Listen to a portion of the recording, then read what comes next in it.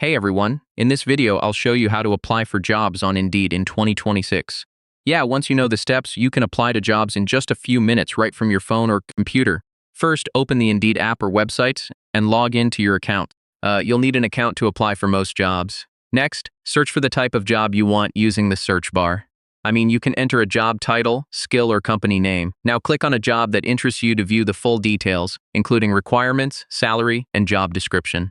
Once you're ready, click the Apply Now button. Yeah, this will start the application process directly on Indeed or take you to the company's website. Next, upload your resume if you haven't already. You can also use a saved Indeed resume to apply faster. After that, complete any required questions like work experience, availability, or contact details. So, just make sure everything is accurate before submitting. Finally, review your application and click Submit. That's it. Your job application is now sent to the employer. And that's how to apply for jobs on Indeed in 2026.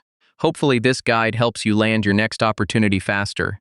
Thanks for watching, and I'll see you in the next tutorial.